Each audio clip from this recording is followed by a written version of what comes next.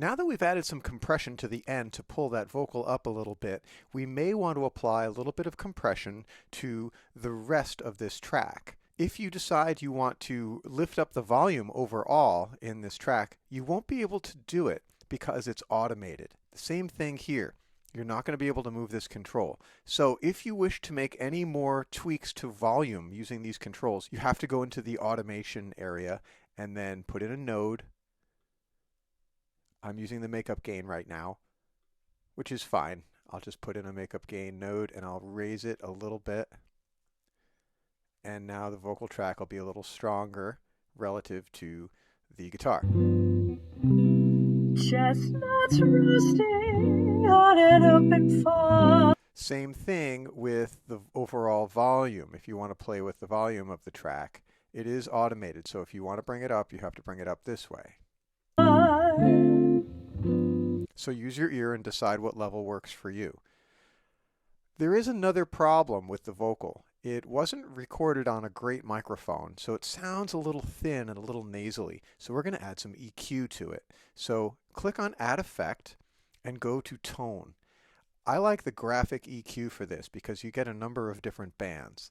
So it's really fun to play with this and see what it does. You'll notice that these high bands up here, the 6.4K and the 3.2K, are going to make it sound bright and are going to make the consonants come through. Chestnuts roasting on an open fire. You can do some damage if you bring it way up too high. It's going to make it sound too tinny. But it's best to play with this and notice how much clarity you can get there. You'll also notice that you can make it really muddy by turning up the bass. Jack Frost. So that's not a desirable effect. But you're going to find a happy medium in here that some of these bands are going to have to come up or down. Nipping at your nose. If I pull all this out, it's going to sound hollow and thin. Yuletide carols being sung by a choir. So some of these bands are really important to have in Dressed here. up like Eskimos,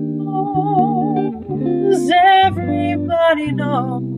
So I'm not saying this is the best EQ setting, but I want you to get in here and play with this and find what makes this sound clearer and a little bit more acceptable. So do a set it and forget it EQ and dial in your settings so that you can improve the quality of the vocal there.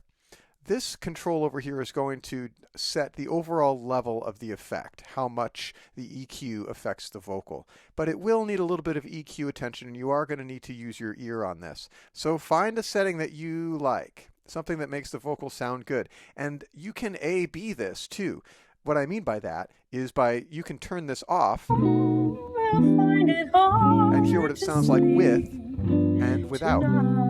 So here's an example of with. They know that Here's Santa's on his way. So you get to decide if your effects make a difference or not.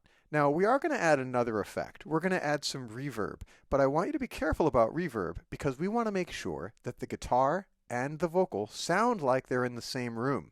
So it's probably a good idea to use the same kind of reverb. You can go ahead and choose a reverb from here, but make sure that it matches whatever you apply to the guitar. The guitar already has a little bit of reverb on it, so you might want to just consider using the reverb that comes with BandLab over on the side here and bringing that up to maybe 30% and doing it to the vocal too, so that they sound like they're in about the same space. Toys and goodies on his sleigh.